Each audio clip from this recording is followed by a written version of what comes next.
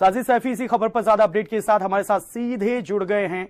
साजिद, बुलंदशहर भी अनलॉक हो गया है, बुलंदशहर में भी लगातार मामले कम होते जा रहे हैं और इसी मद्देनजर ये देखा जा रहा है कि लगातार पूरे सूबे यानी पूरे यूपी में कोरोना एक्टिव केसों की संख्या कम हो रही है, ग्राफ कम हो रहा है। यहां पर बुलंदशहर में इस समय हालात कैसे हैं?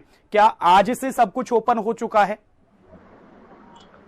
देखिए, यहाँ के जो जिलाधिकारी हैं उनकी ओर से सोमवार के लिए ये निर्देश जारी किया गया है कि सोमवार से बुलंदशहर भी लॉक हो जाएगा और लॉकिंग के साथ जो साप्ताहिक बंदी है वो और जो नाइट कर्फ्यू है वो यहाँ लागू रहेगा।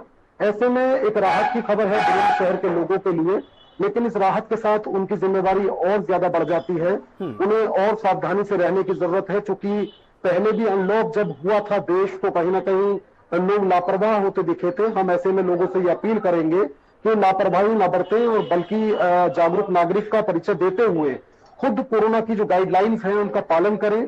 जिस तरह से सुबह 7 बजे से शाम को 7 बजे तक लोगों को दुकान खोलने का मौका मिलेगा, ऐसे में उनकी ये जिम्मेदारी होनी चाहिए कि जो ग्राहक उनके पास पहुंचेंगे वो उनसे सामाजिक दूरी का पालन कराएं और नियमानुसार बिल्कुल जो समय बताया गया हो उस समय पर अपनी दुकानों को बंद भी कर दें। और जिस तरह से साप्ताहिक बंदी रहेगी तो उसे भी प्रशासनिक अधिकारियों की ये जिम्मेदारी होनी चाहिए कि सख्ती से लागू कराया जाए। आपको बता दें कि अगर कोरोना के ग्राफ की बात करें तो जसवीर तेजी से जिस तरह से कोरोना ग्राफ में कमी देखने को मिली है, 500 से कुछ ज्यादा एक्टिव मरीज अब बुलंदशहर में रह गए हैं और जो पॉजिटिविटी रेट है वो भी काफी बेहतर है। इसके अलावा जिस तरह से जो सरकार का फॉर्मूला था TTT वाला, जिसमें टेस्टिंग ट्रेसिंग, मैं लौटूंगा आपके पास लौटूंगा मैं। अंकुर हमारे साथ बरेली से जुड़ गए इस वक्त लाइव, उनसे भी अपडेट ले लेते हैं। अंकुर, आपके पास क्या?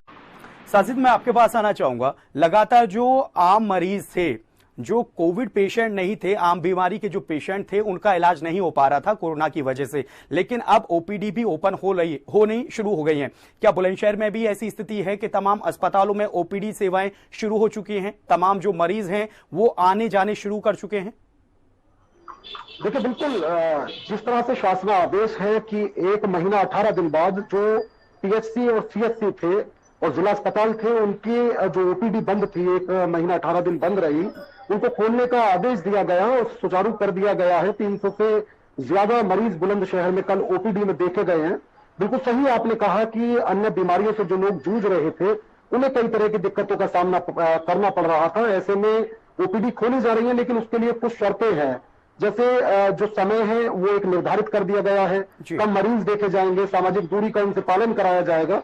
जितनी तादाद में, कहने का मतलब है पहले भीड़ होती थी जिला अस्पताल में या फिर अन्य जो अस्पताल होते थे सरकारी, उतनी भीड़ अब अस्पतालों में जमा नहीं होने दी जाएगी। इसके अलावा जो प्राथमिक स्वास्थ्य केंद्र थे उनमें ओपीडी हालांकि पहले भी चल रही थी, लेकिन ये एक बड़ी राहत की खबर है। लेकिन जसवीर, हम बात अनलॉक पर करते हैं, जिस तरह से अनलॉकिंग की ओर अब बुलंदशहर बढ़ रहा है, तो ऐसे में बुलंदशहर के लोगों की ये जिम्मेदारी है कि वो इसे कायदे से निभाएं और खुद इस बात का ध्यान रखें कि कोरोना अभी गया नहीं है। हालांकि कोरोना का जो ग्राफ है वो भले ही कम हो गया हो, लेकिन जिस तरह से कोरोना की दूसरी लहर ने जो देश में तबाही मचाई है वो हमें भूलनी नहीं चाहिए। हमें ऐसे में सामाजिक दूरी का पालन करना चाहिए, ऐसे में शारीरिक दूरी का पालन करना चाहिए, ऐसे में मानव दूरी का पालन करना चाहिए। इसके साथ साथ जो स्वास्थ्य विभाग की ओर से कदम उठाए जा रहे हैं, सरकार के फॉर्मूले पे जिस तरह से काम किया जा रहा है कि ग्रामीण क्षेत्रों में भी लगातार वैक्सीनेशन कराया जा रहा है, ट्रेसिंग कराई जा रही है, ट्रीटमेंट कराया जा रहा है, टेस्टिंग कराई जा रही है, तो ग्रामीण क्षेत्रों में कैंप लगाकर ये चल रहा है। इसके अलावा अगर हम एक और सर्वे की बात करें तो सीरो सर्वे भी बुलंदशहर में कुल मिलाकर साजिद, जिस तरीके से सरकार अपनी जिम्मेदारी निभा रही है वैसी ही जिम्मेदारी हम और आपको यानी आम जन को भी निभानी होगी, तभी जाकर हम इससे लड़ पाएंगे और इससे निजात भी हमें मिल पाएगी। बहरहाल बहुत शुक्रिया दोनों ही सहयोगी हमारे साथ